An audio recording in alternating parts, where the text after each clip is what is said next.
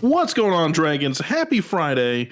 As always, I'm your co-host, Cory, and welcome to episode 30 of the EDH, your weekly Friday Night Magic pre-show. Joining me in the Dragon's Den this week is Cardboard Party Animal and the Okun to my Zinder Split, your co-host, Cole.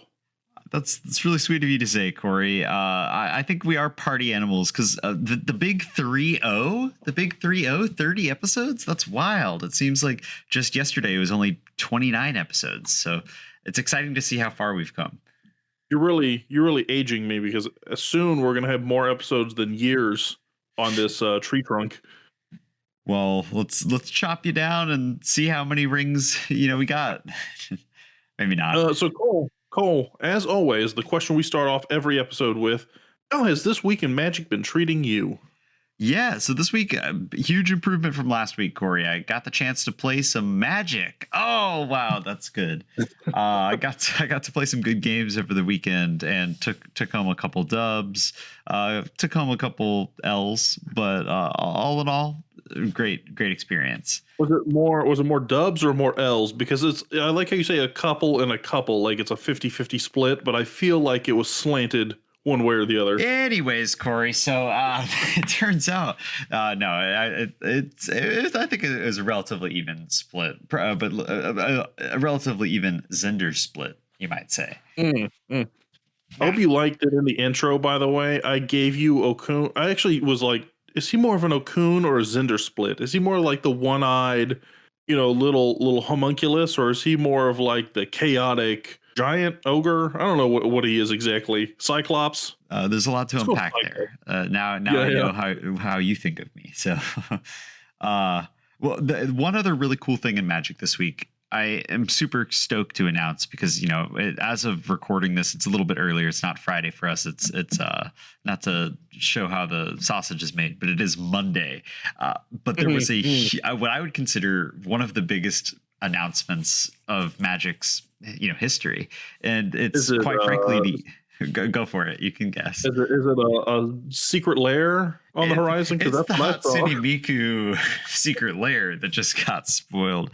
This is big news for. I'm an old school Hatsune Miku stan back in the World Is Mine days. So you best believe I'm going to be swapping out all of my Chandra's Ignitions for Miku's Sparks. You're going to see my decks get a little bit more anime in the next coming weeks.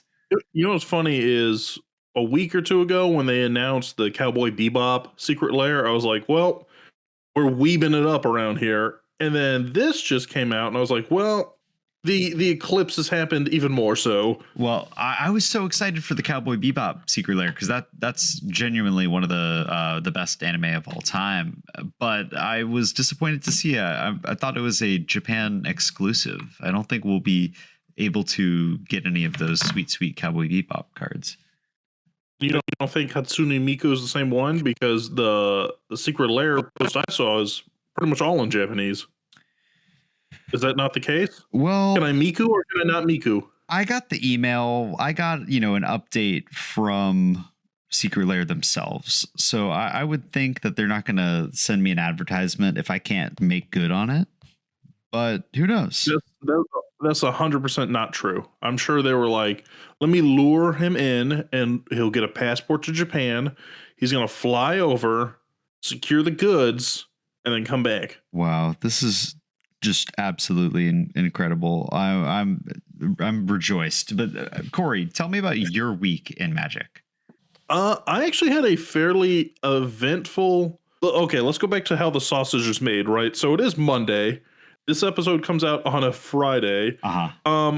So as of air date, but not as of recording date, I will have a fuller Magic week than I currently will have had as we're speaking, if that makes sense. Okay. So, it'll make sense here in a second. So this past weekend, I did the Trevor Project kind of 12-hour stream with Brian. Yeah, that was I great. didn't stay for 12 hours. Let's be clear. I was not there for 12 hours. He was, unfortunately. So a lot of cool games. Got to hang out with a couple cool creators. Matt from Flavor Profiles is there. Dell, who we've played a couple games with as well. Oh, yeah. Was on there. Brian as well. Did not take home the dub. I came within an eyelash of a Brina victory, but I was taken down by the disgusting Tyrannid Swarm. Hey, well, it's all for the good of charity. It probably was one of your better feeling losses. It was. It definitely was also a fun game. But of course, shout out to Brian, the unskilled commander who does listen to the podcast as well. He actually managed to raise $414, I believe was the final total just from his weekend. It was like his very first ever charity stream. So it was really cool to kind of take part in that. Mm-hmm. That's super successful. That's awesome. First of many, hopefully. Yeah, I think he's trying to do another one in July, but don't quote me on it because obviously I'm not on like the planning committee there.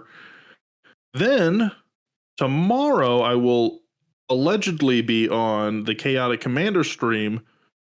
So, you know, I'm predicting a W. I'm assuming I'll have a W, right?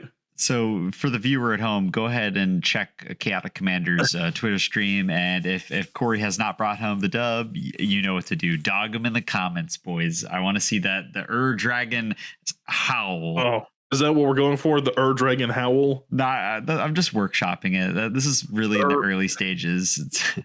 The screech.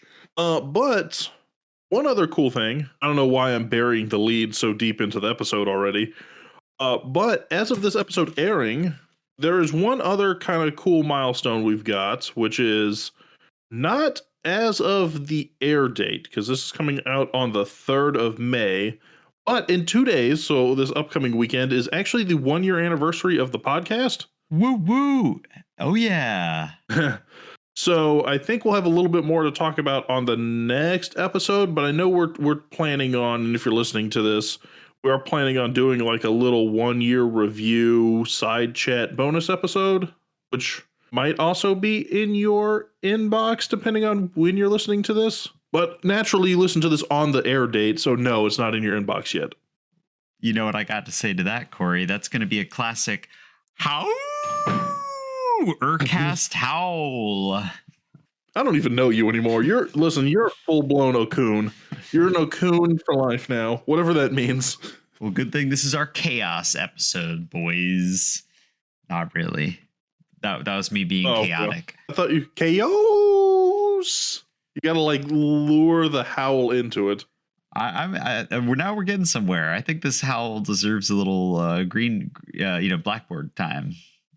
It's like it needs a lot of layers built into it. We'll get the hang of it.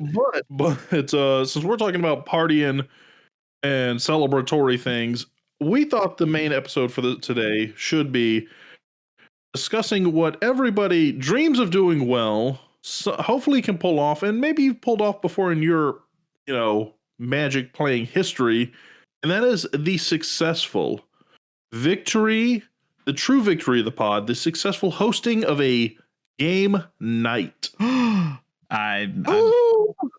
scared just thinking about it. We see so. I don't know why. I feel like I have to howl at every point now.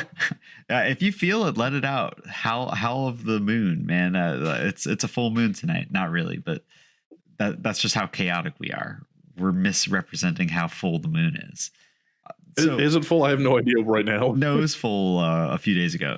Regardless, so you're talking about Magic game nights. These are like fated events, historical, bombshells, like culture wars have started at Magic game nights.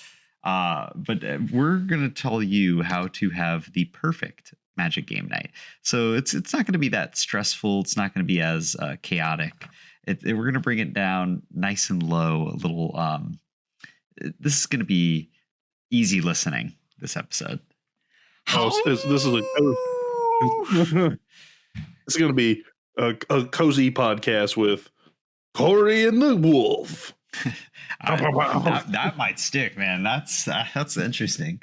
Now I will say that I did take the lead in picking this topic, and I'm cheating a little bit because I do have a hosting of a game night coming up actually this weekend as well. So, it's a full weekend. We got this pod coming out, game night, 1-year anniversary of the podcast, and so forth and so on. I don't know where I was going with that, but I'm going to pick your brain because, Cole, you have successfully hosted game nights before.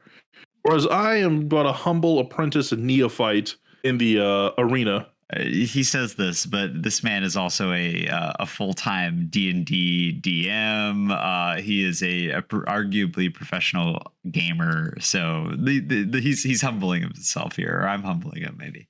What I'm doing, and I think I've established this in previous episodes, is as the political player, I'm letting the politics flow now, so that in a week I'll have built up such goodwill that I won't be attacked. Turn one. Yeah, quite frankly, I'm interested in seeing, and we'll discuss it in the next episode, how well you were able to use these tips to have the perfect game night. Did we all have fun? Did we all leave in shambles, crying, and throwing our cards in the recycling bin on the way out? Yeah. All right. So, the perfect game night, Cole.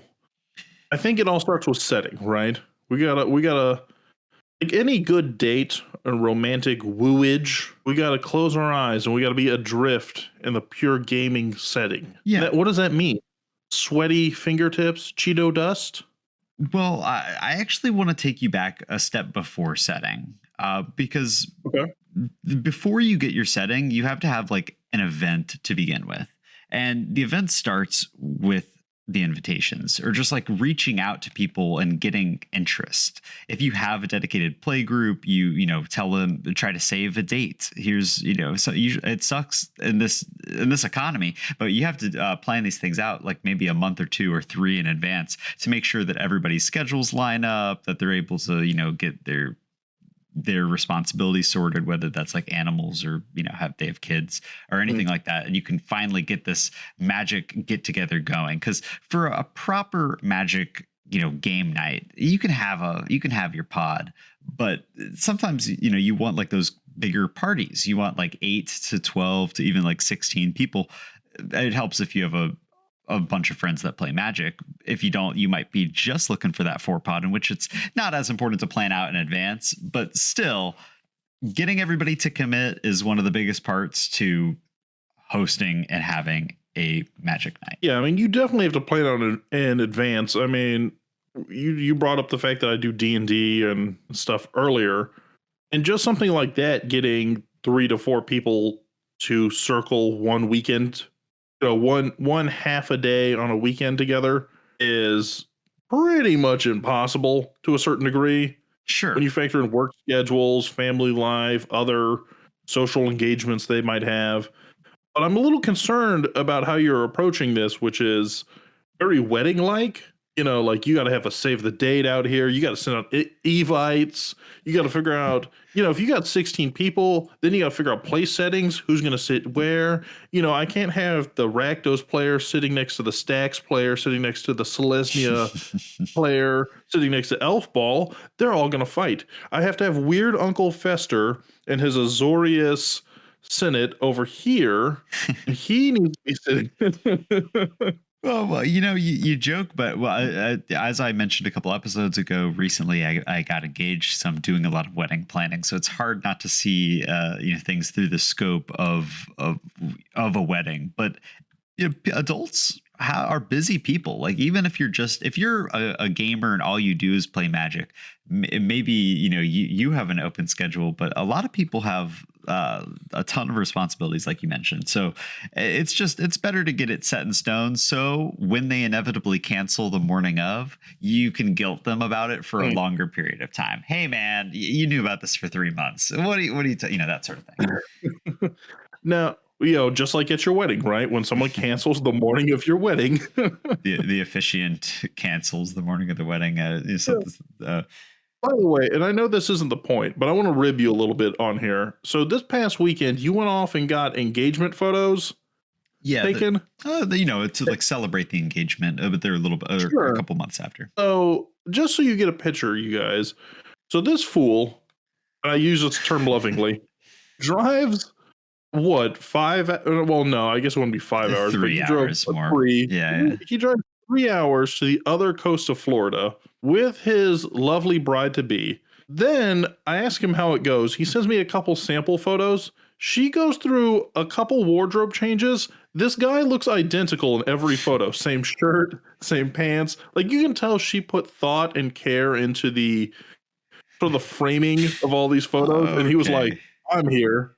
I will. Okay. I unironically, I brought one other outfit to change into, but I realized it was this nice white button down and a green pair of, pants that are very, very fancy looking. They were supposed to be like fall colors, but then upon further inspection, I realized that it was literally a Peter Griffin cosplay. And so, oh my God, it is. It was a great outfit, but it just, I couldn't take myself seriously in it. So I opted to stick in the same outfit, but the Peter Griffin photo shoot that will come out, next swimsuit season. So don't worry about that. I mean, not to mention, you also wear glasses, so it's like a whole. It's a spitting image. It was a look, yeah. The belt didn't have, the iconic big gold belt buckle, but other than that, I was man. Also, it's even coming out now.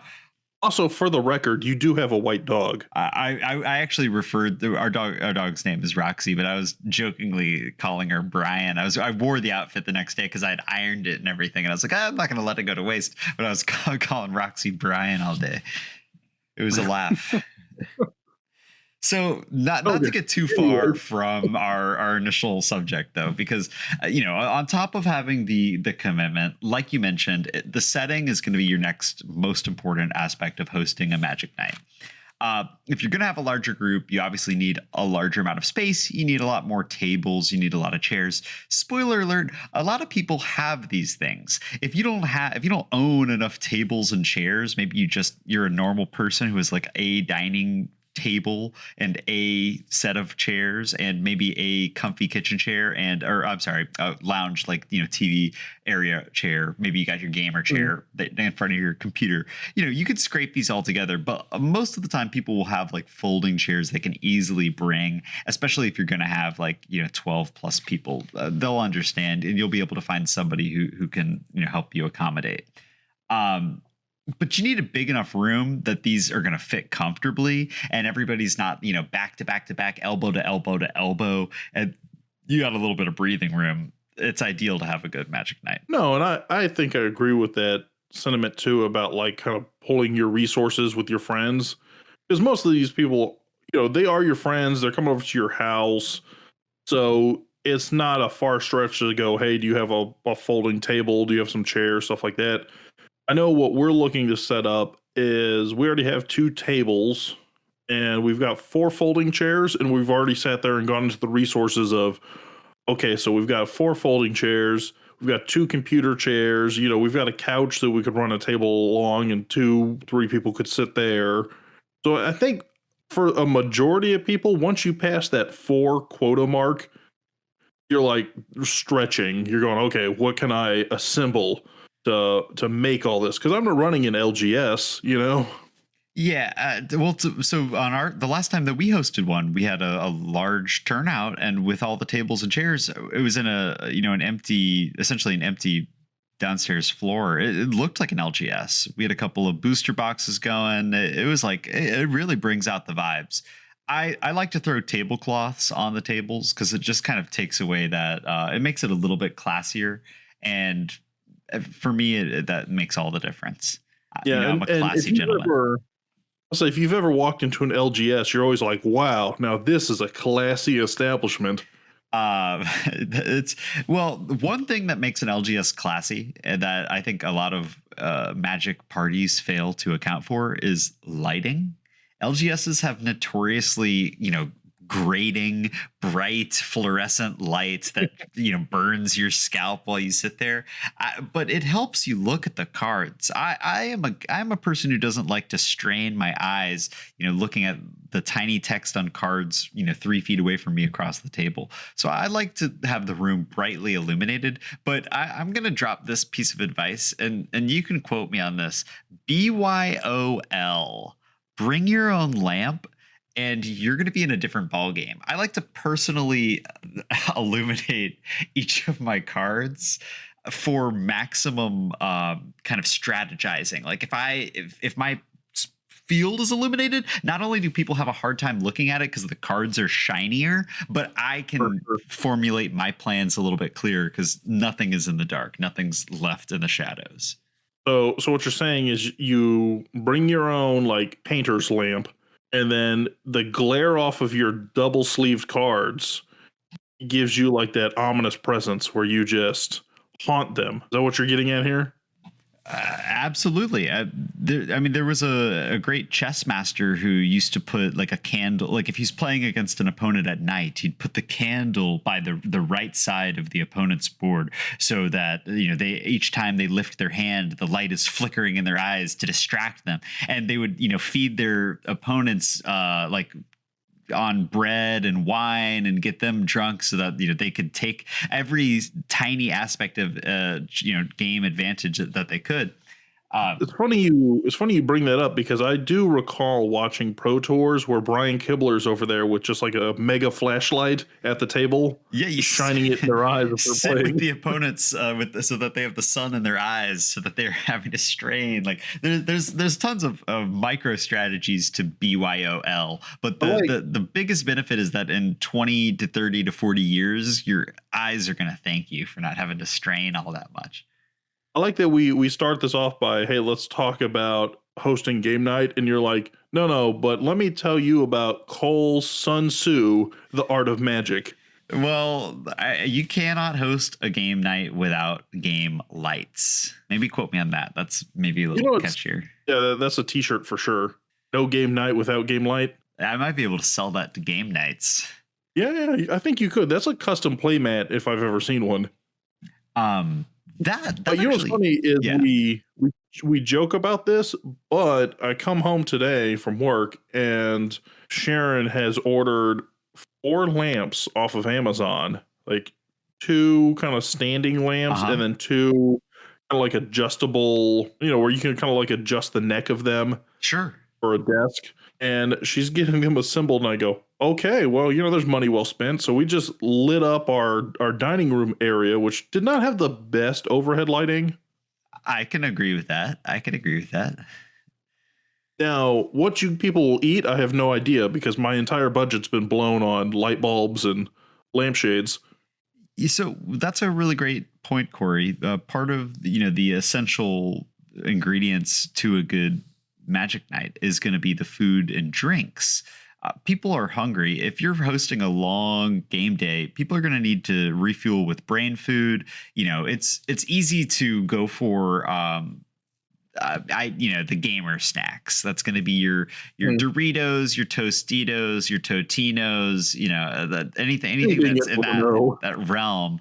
But the trick here is like people need all sorts of nutrition. So you want to have kind of a wide range of food. You want to have stuff that's going to not only pump them full of sugar, but also pump them full of the other good, brain essentials. That way their plays aren't suffering because all they've eaten is jelly beans since 11:30 a.m. Which is why I plan on serving nothing but salmon for the omega-3 fatty acids. Okay. And coffee for the caffeine. Wow. That way you'll be at your mental peak. Why not just blend them together, man, and make it into some sort of gamer? What are those supplements? Yeah. Actually, that's an interesting question though that I might have for you. So, you bring up Tostinos and Doritos and Cheetos and Habaneros. I don't know what that is, but you bring up all these snacks. What is my do I have like a duty, so to speak, to protect your cards? Because if I'm loading up the snack bar with all these highly dusty chips, I mean, am I not putting your goods at risk? Okay, well, yeah. First off, it's not Tostinos, it's Totinos and Tostitos. They're 2 completely different things. One of them are tiny pizza bagel bites. The other are honestly very conveniently shaped chips. They're really good at not the way I eat them. But so are you even responsible for having food? Yes. Are you responsible for having food that is gamer safe? Technically no, because like if you're inviting people into your home, that obviously you have certain sets of rules. That's on you to be like, hey, if we order a pizza, that's a really common meal to share with a lot of people. That's a pretty basic one. I don't want your pizza sauce touching my cards or like anything on my side of the field. But we can be respectful about this. We can use we can either have a pizza break, like, hey, it's not your turn. Honestly, if the game gets long enough, you have enough time to eat a slice or two of pizza before it comes around to you. If you have interaction, plan accordingly. Eat with one hand. I mean, there's a million different ways like Don't that. you? Listen, I played games with you. I know I've got plenty of time to eat a slice before it gets back to my turn. I know what you maybe are implying, and it's because I'm a thinker. I like to make sure that I'm making the best plays that don't involve any of your pizza covered enchantments. So that totally has to reroute my game plan. Now, real world scenario. And then this might not apply to everyone at home, but it definitely applies to our group, right? What if I'm starving? Like I'm like on the peak hunger before the game goes on. And all that's left is the most beautiful charcuterie board you've ever seen. But to tear into it would be like an artistic crime. So, that's a great anecdote from our play group. We have a gentleman who is an artist of cheese, meats, fruits, jams, all sorts of charcuterie items. And it's honestly a blessing every single time, but it's assorted in such a way that, you might not want to get in on it. But the thing is the person who assembled the board so that it can be eaten. Sometimes, taking that, you get the first pick, that's pack one, pick one, Gouda, pack one, pick one, apricot, like you just get everything. Huh? How come both of those were pack one, pick ones? I'm opening every single pack. In a charcuterie board, you have all these different things. I'm getting the best of every item there. Everybody else gets my leftovers. I'm sus that in a draft, how come you always pick first? In a charcuterie draft where everybody's afraid of indulging, I clean up. I go straight for the little like candied almonds or the candied walnuts. You're not going to see any of those. They're all on my plate. You're just going through like an apricot jam and Gouda and apricot. That's your move. You need a soft cheese. I wasn't finished. Yeah, Brie's good. And cranberry. Give me a goat. Give me a goat cheese with a berry in it, and I'm going to town. Okay, I think we can agree on that common ground there. Goat cheese, by the way, is something I did not eat until I was maybe 30 years old. Revolutionized the cheese game for me. Yeah, it's got low lactose.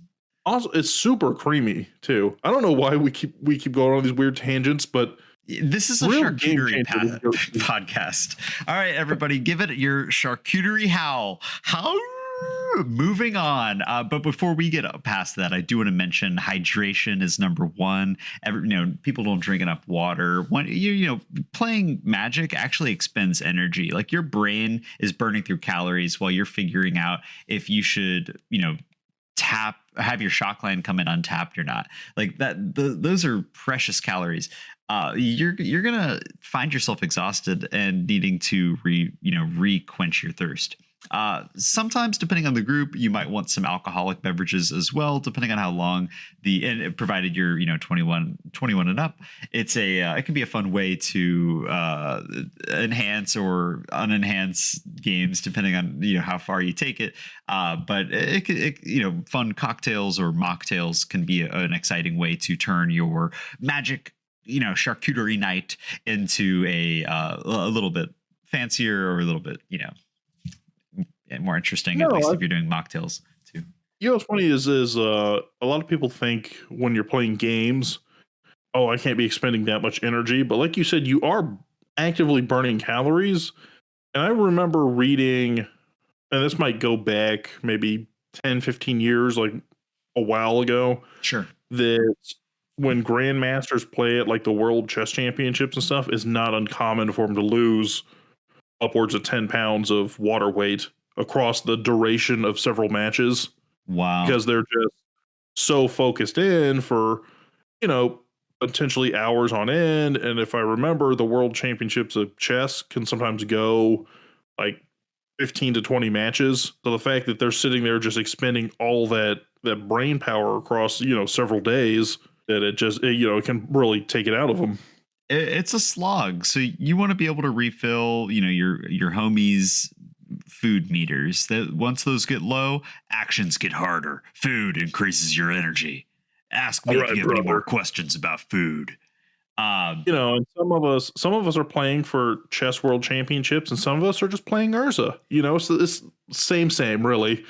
And it's important to say some of us play the pescatarian / vegetarian angle as well. So you want to have an assortment of snacks and proteins that are going to cater to everybody in your group. And it's important to maybe ask everybody for allergies. In this day and age, a single peanut could kill about 700 billion people, all at once. Like you have to just be careful about everybody's health for first and foremost. If you're hosting, make sure allergies are maybe even like listed is a great way to, like, everything's labeled, especially if you've cooked food. You want to have something that describes the ingredients. That way nobody ends up in the ER because of your excellent frittata, by the way. Yeah, thanks. It only happened one time ish.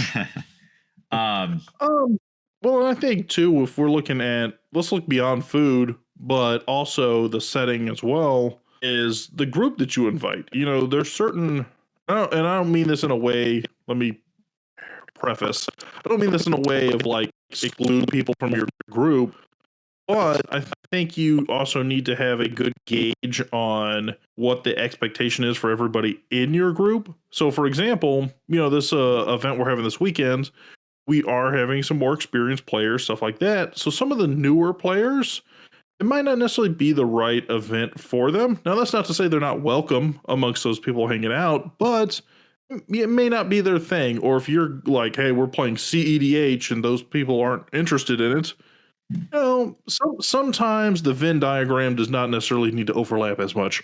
It's interesting that you're saying that, Corey, because here on my Google Doc, I actually have kind of the opposite take. Mine, you said you're not saying exclusivity, but my heading is literally titled inclusivity.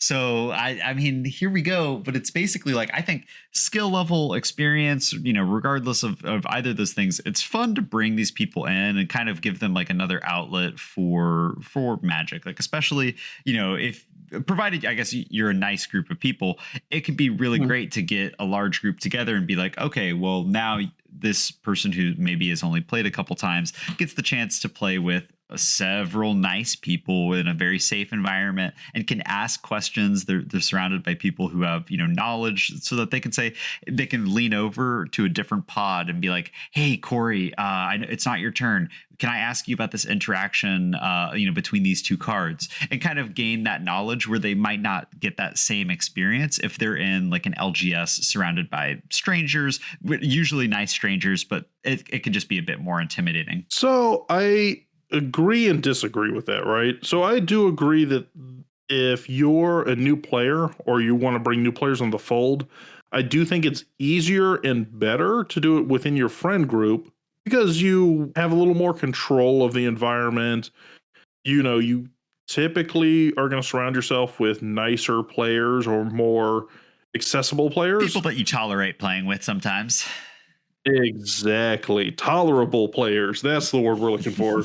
But what I'm getting at more is like, not every event is for every person. Like, I'm not going right now and I want to go play modern. Like, I'm not going to a modern event if that's not my jam. So what I'm saying is, sometimes if your group isn't necessarily like in the mindset of I want to go and be in trainer mode all week or all evening, sometimes, let the new players stay home.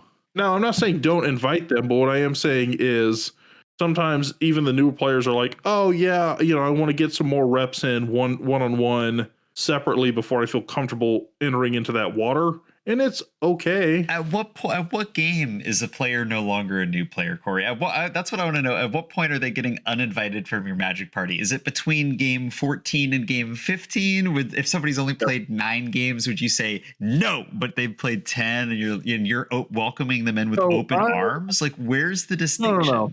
So here's what I'm getting at. Right? It's not. I'm not making that distinction. You must be this tall to ride this ride. You must have played this many games. No, but I'm allowing them to make the distinction. Mm-hmm. So I think you'd be very transparent with them. Like, hey, you're going to be the only new person amongst a group of more experienced people. Now, they might not have an issue with you coming, and I'm not saying this to dissuade them, but what I'm saying is, in my experience, mm-hmm. going into this, we do have a couple of new players that have said, hey, I want to learn a little more with, like me or you or Sharon or Erica before they go in to this greater group. And part of that reason is twofold, right? One is they just don't feel as comfortable with the game yet. But the second reason is also when we look at our group, they're not all necessarily overlapping. So the players I'm talking about don't know the other members of this group that are coming. So they want to feel more comfortable before they get invited into the greater, deep into the pool. At the end of the day, these rules apply to the people that you know in your life, differently, and it's a case by case basis. You can judge, if I have a very warm and welcoming group of friends, I've felt I have because when we hosted, we invited several new players because it's like I can vouch for these people. Everybody is super nice. Having a larger group is better for that because then you can kind of you can typically find, if you have one new player, you can typically find 3 people that are happy to play a slower paced game or to kind of like take that risk. But I absolutely admire that people should have the ability to, like, you can make your judgments as to who you invite.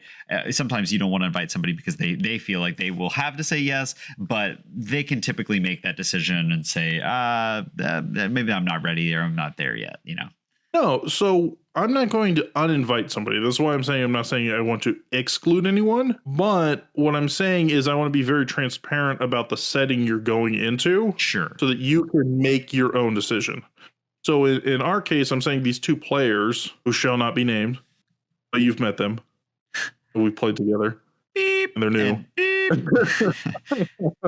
And they both are interested in expanding their knowledge pool of Magic, but they don't necessarily feel comfortable going to an event that, even though it's going to be in my house, surrounded by, I would say, half the group being people they know and play comfortably with, and the other half being essentially strangers that would be introduced to them at the event.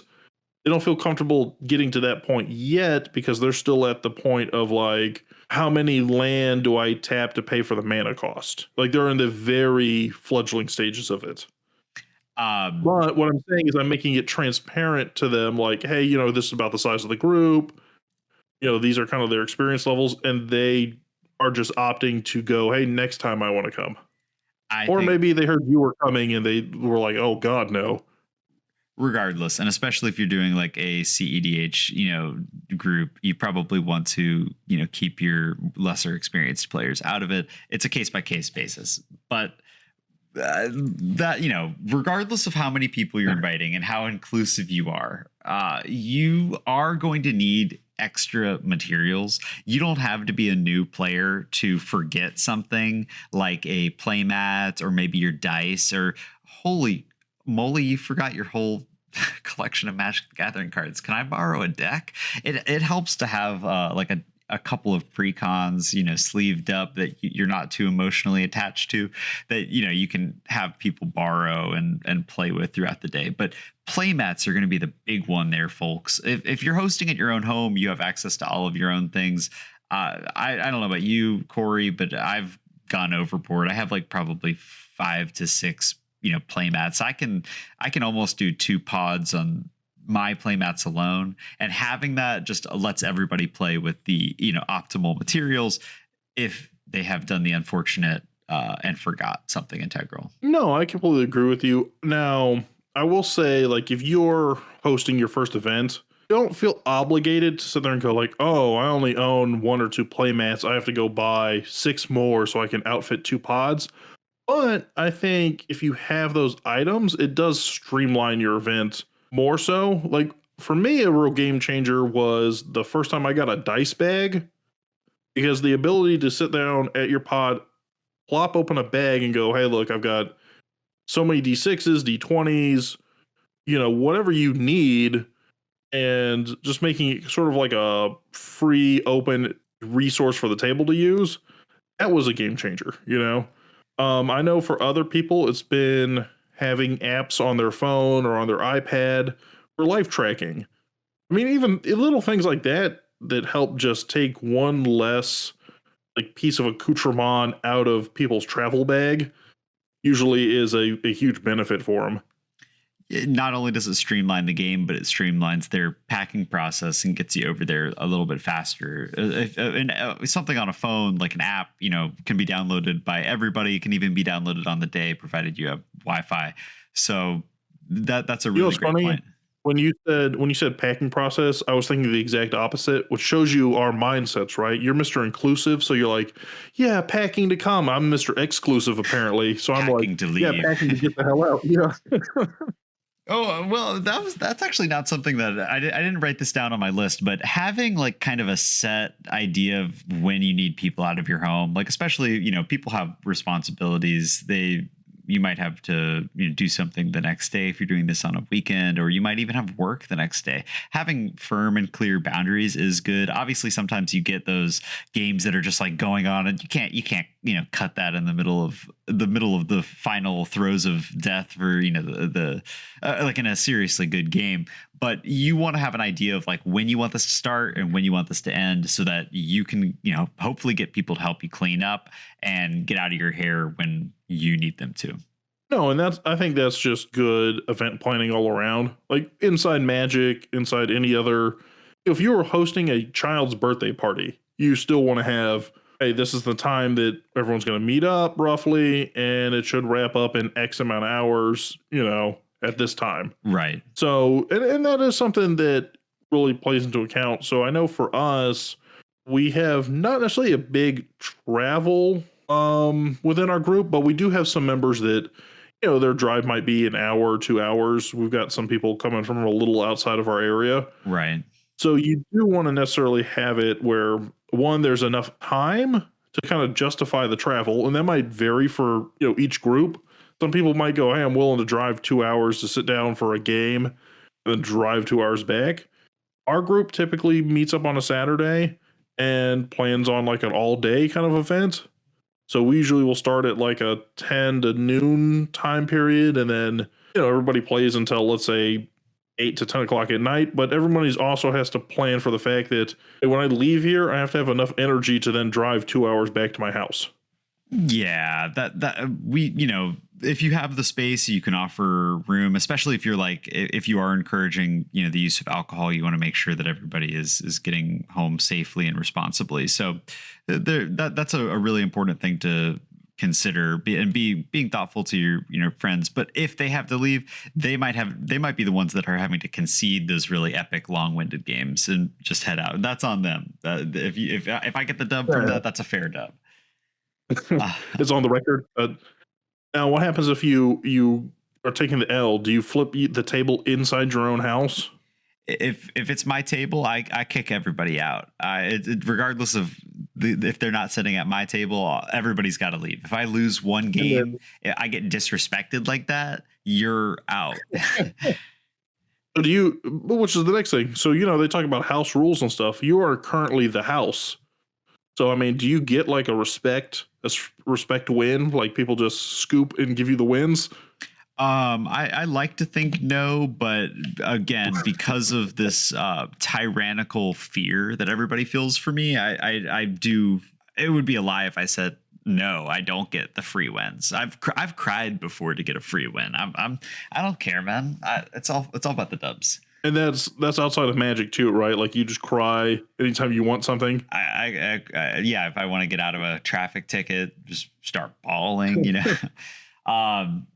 At every aspect. It's like, oh no, I have to go to work today. No. But you mentioned something there. House rules. That's something that we kind of have implemented into our play group, is the sense of like, if you're hosting, you can kind of implement some house rules. Now, that's not to say like you can abuse this and make it unfair, but for instance, we have a couple of different mulligans throughout our different play groups, and so when we're at somebody's house, we might all follow their mulligan rule. If you don't want to, it's something that can easily be discussed with your table, but it's just kind of a fun way to be like, I'm hosting. I've put a lot of thought into this. Now, we're gonna play my way just a little bit.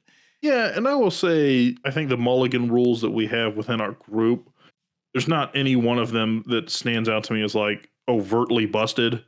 Like, oh, I, as the owner of my house, I get to free mulligan as much as I want, but you have to mulligan down to one. Yeah. There's nothing like weird. That's what I mentioned. It, nobody's abusing it. It's all reasonable. And if anybody were to try to say, in my house rules, infect is up to 20 damage per person, like that's kind of where we get to a point of like disagreement. Like I don't want to change the integral rules of the game, but I'm okay kind of having fun with it. Or maybe if you want to have a faster game and everybody starts with a Descent into Avernus, like that might be fun for one round, but I also might want to have some traditional games too. So, well, I think that ties back to the main theory of house rules, right? Which are house rules. In my belief, house rules should be used to enhance the game or to make play more enjoyable in a casual setting. It shouldn't be to change the inherent rule system. So if you're doing something like, infect is at 20 and that house rule only pops up when Cole breaks out his infect deck, that's not really a house rule so much as it is a banning of a play style, I guess. Yeah, it's at that point you're really harsh on everybody's mellow if you're having to change the core rules of the game to mess with one person's game plan. But that can be expanded over a lot of casual things, or like there's a lot of examples of house rules that you're like, that just explicitly benefits your deck in a way that doesn't benefit everybody else's. I think kind of some fun alternatives to that are, and especially if you have a big group of people, you might find yourself at a point where you have like 10 people and you have to play, oh my God, 2 5-pods, or maybe 2 4-pods and one like one-on-one. Maybe people brought modern decks. Maybe you got like a Dan deck sitting around. But having alternative game modes, like things that can accommodate for 5-player games, is an effective way to kind of like also break up the pace of playing, Commander all day. You could play a little bit of like Kingdom or Star that are going to change the integral rules of the game, but in an agreed upon way that is fun and fair for everybody involved. Yeah, I mean, I think those are okay because in a way what you're doing is you're playing variations of a format. But I would say doing things like punishing a specific play style, I think that's more of a rule zero conversation you should have, as opposed to just my house rule is whatever Cole plays, I'm going to soft ban by making the rules impossible for him to win. Absolutely. Now, just to be clear, so like some of the house rules we typically do, like you said, is more mulligan based.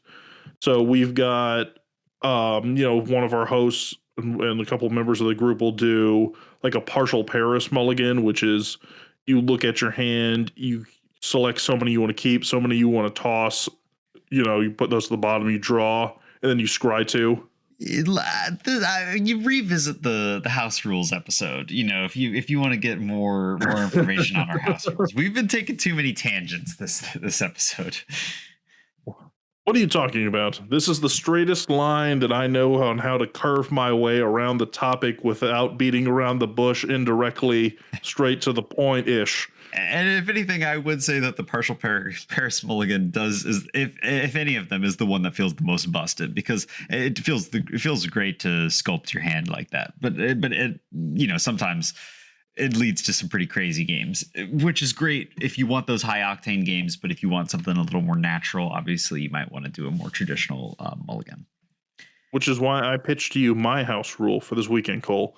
It's called Cory's God Hand Mulligan. Now, you guys do a regular mulligan, but I select 7 cards from my deck to carve and craft my ultimate hand.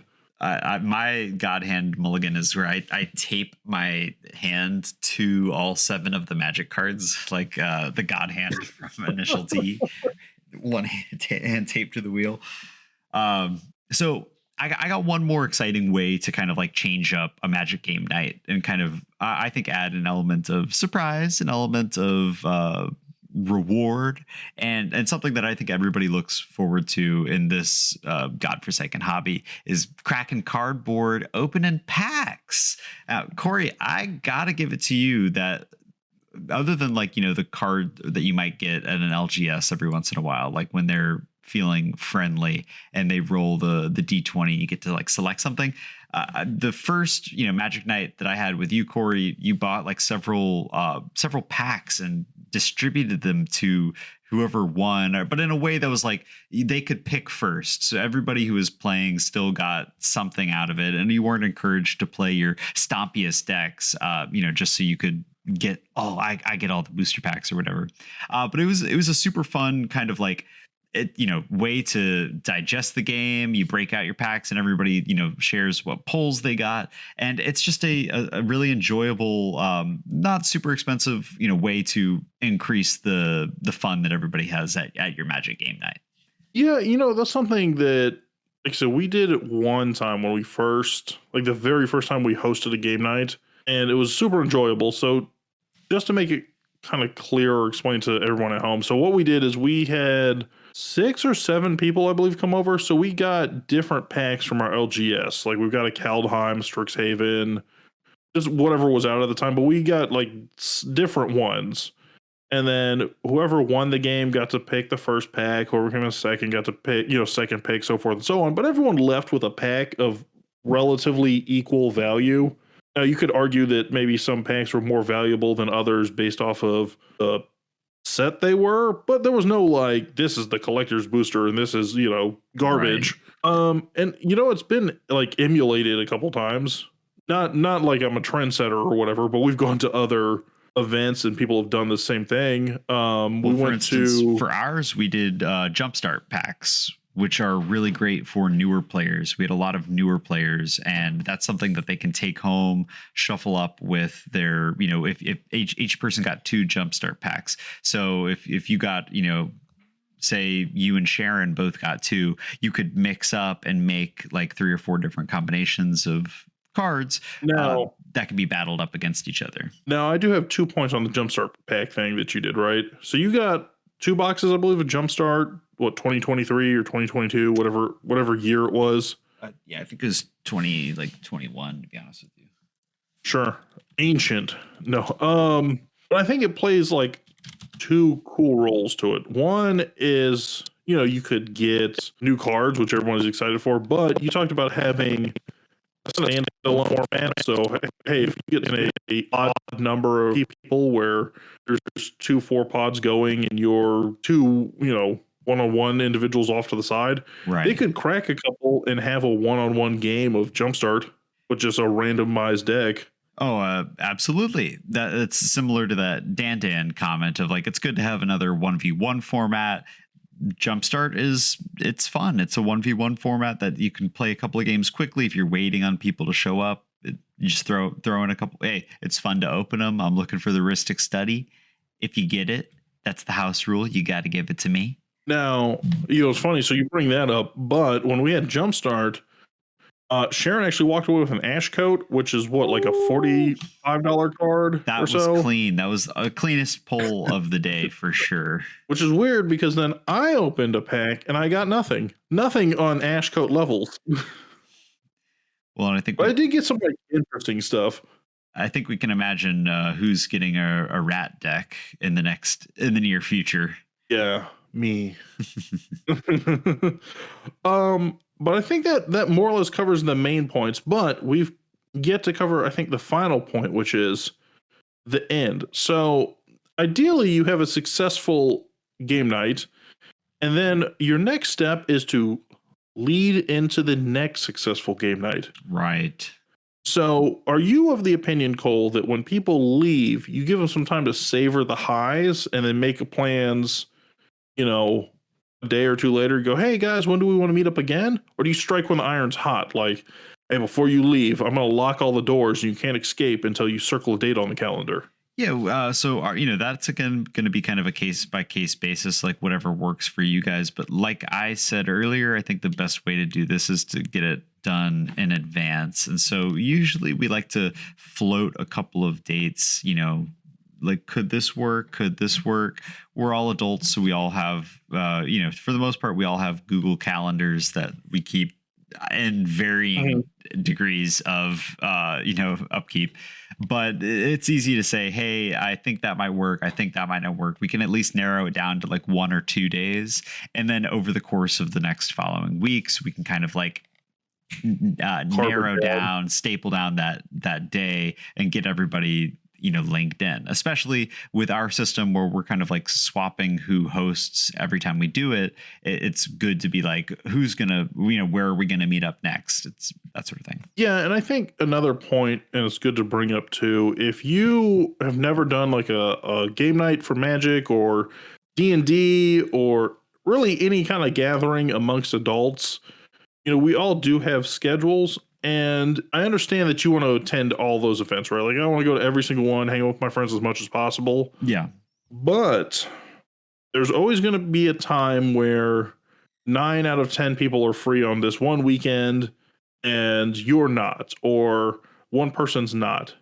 It's okay that people kind of hang out, and I think that's one of the big struggles where a lot of these groups kind of fall apart. Oh, hey, the schedule gets too hectic and we're always waiting for all 10 people to be available. I'm just using 10 as a random number, but it could be 5 people, it could be 4 people. Sure. But you're always waiting for the pod to be available. And obviously, the more people you have, the harder it is for those stars to align consistently. Well, absolutely. It's just there's so many moving parts. You kind of have to take what you can get. Like, ideally, everybody can show up, but sometimes you have to make sacrifices. And Magic the Gathering, there are a lot of sacrifices. Viscera Seer is a card. You're going to be sacrificing things. You're going to be scrying 1. I'm more of an Ashnod's Altar person. I've never heard of Viscera Seer. Honestly, they should just call it Viscera. That's too confusing. All right, guys, it's been a great episode. Bye. Just kidding. No, but I think these are good tips, tricks, and pointers hosting your very first game night. So, get the gang together, shuffle up some cardboard. Preferably you don't riffle shuffle, or if you do, you do it someone else's deck, while looking them dead in the eye with no emotion, just as like the cold, gripping fear of death grasps onto the group.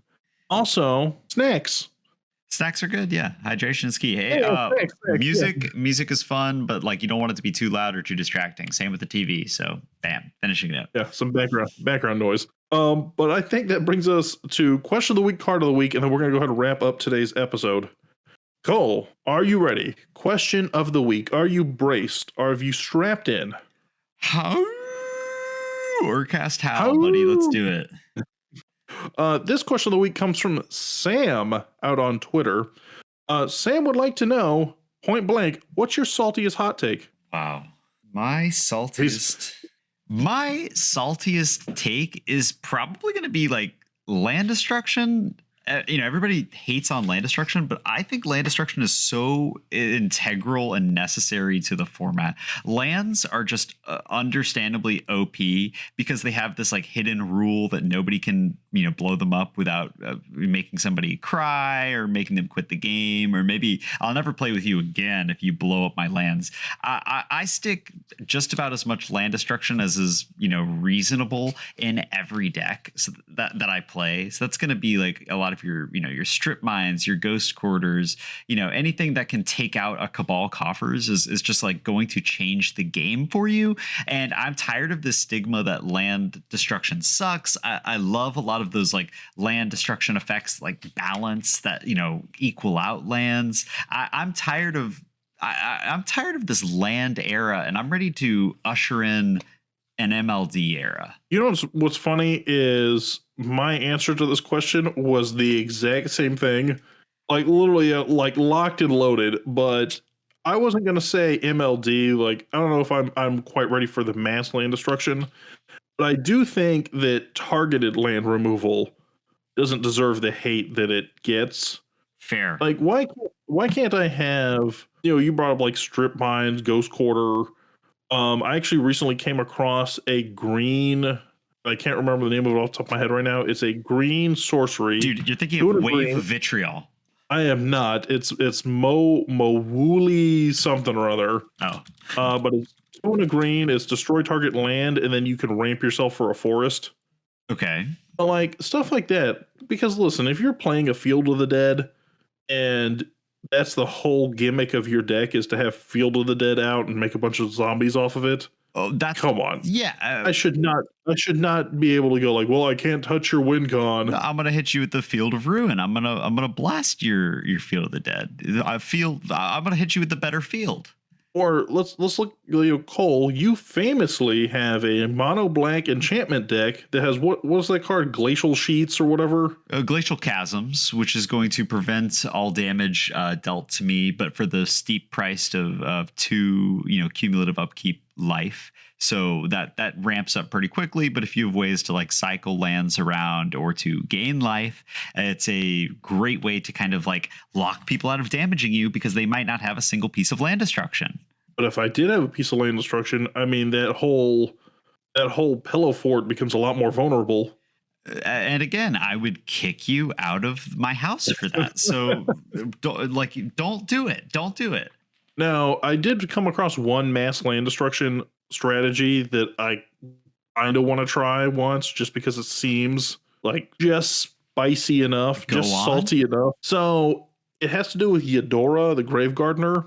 Uh-huh. And there's a couple enchantments you can play that turn everybody's lands into 2/2s. Sure. 2/2 creatures.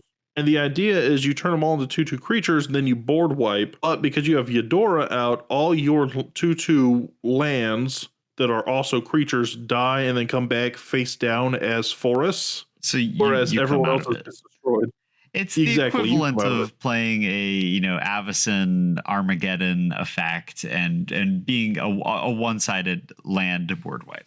It sounds fun. I will say that I do run Kamal, whichever it's either the Heart or the Fist of Krosa, but the one that can turn opponents' lands into 1/1s, and I really enjoy having that up when somebody's about to or considering board wiping, because it's like, if you board wipe, I'll respond. I'll turn all your favorite lands into 1/1s, and you'll end up regretting it a lot more than if we just talked about this like friends.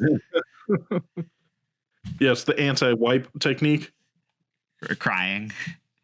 But hey, there's our saltiest hot takes. This question of the week. So thank you, Sam, for asking your question of the week. If you would like to ask a question of the week, apparently what I've learned is some of our listeners never listened to this portion, and they have just now discovered that you can ask a question of the week on Twitter, YouTube comments, Spotify, Apple Podcasts, really any place that you could click send and send us a question of the week. We'll be willing to look it over and potentially answer it on air. So that's question of the week. Cole, card of the week. Just want to say thanks, Sam, for the question. That was a great question. Card of the week, Cory. I originally had a card of the week planned. It was an OTJ card that I've been using pretty to great success recently. But after our little discussion about land destruction there, I shouted out Wave of Vitriol, and so I'll have you pick. Are you preferring an OTJ card of the week or a land destruction card of the week?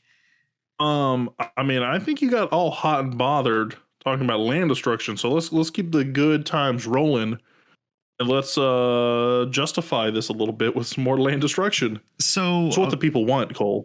This is a card I took a peek at, and I'm just going to preface this by stating that it's 7 mana, so it's not viable. It's no good, really. But if you're playing, 2 green mana sources and 5 colorless, perhaps you're playing a green deck and you've ramped into this. I think there's a lot better things you could do with your mana. But if you chose to cast Wave of Vitriol at sorcery speed, each player would sacrifice all artifacts, enchantments, and non-basic lands that they control. For each land sacrificed this way, its controller may search his or her library for a basic land card and put it onto the battlefield tapped and then shuffle.